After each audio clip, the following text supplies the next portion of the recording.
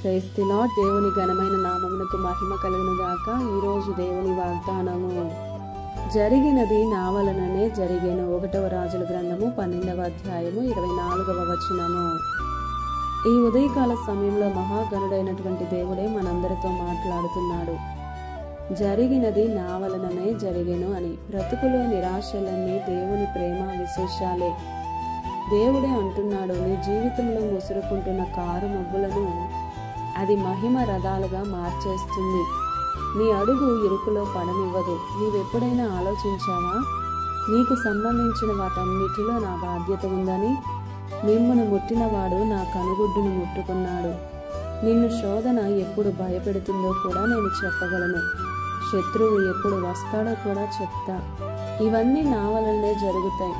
నీవు బలహీనుడివే, కానీ నా శక్తిని నీకిచ్చి నిన్ను బలపరుస్తానంటున్నాడు. నీ పక్షంగా నన్ను యుద్ధం చేయనివ్వడంలోనే నీకు క్షేమం ఉంది. నీవెదుర్కొంటున్న పరిస్థితులన్నిటినీ జరిగిస్తుంది నేనే. నేను నీ కోసం నిర్దేశించినవే ఇవన్నీ. ఎందుకో తెలుసా? నీకు విధేయతను నేర్పించడానికే. నీ పరిస్థితులన్నీ కూడా నా ఇష్టాన్ని నెరవేరుస్తున్నాయి. కన్నీటితో వేదనతో నలిగిపోతున్నావా? నేనెంతో వేదనను అనుభవించాను. దుఃఖము కూడా నాకు తెలుసు. ఇహలోకపు ఆదరణను కూడా నీకు సహాయపడకుండా చేశాను. ఎందుకంటే నీవు నా వైపుకు తిరగడం ద్వారా నీకు శాశ్వతమైన ఓదార్పు కలుగుతుందని. ఈరోజు దేవుడు నీ చేతిలో నూనె పాత్రను పెడుతున్నాడు. నీకు ఎదురయ్యే ప్రతి పరిస్థితి, గాయపరిచే ప్రతి మాట, నిన్ను సహనం కోల్పోయేలా చేసే ప్రతి ఆలస్యాన్ని, నీవు గమనించే ప్రతి సమయాన్ని ఆ నూనెతో అభిషేకించు. అన్నింటిలో నా కార్యం ఉంది, గమనించావనుకుంటున్నా అని దేవుడు అంటున్నాడు.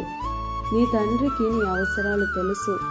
నీవు వెళ్ళే ప్రతి మార్గంలో నీకన్నా ముందు నీ దేవుడు వెళ్ళాడు. అది గుర్తుపెట్టుకో. నీ క్షేమానికి అదే సరైనది. దేవుని కృప మనకు సరిపోతుంది. ప్రియ సహోదరుడా, సహోదరి, ఆమేన్. ఏది నా వాగ్దానం మనందరి జీవితాలలో నెరవేరాలని కోరుతూ, దేవుని సువార్త పరిచర్యలో మీ సహోదరి Prasanna. God bless you. Amen.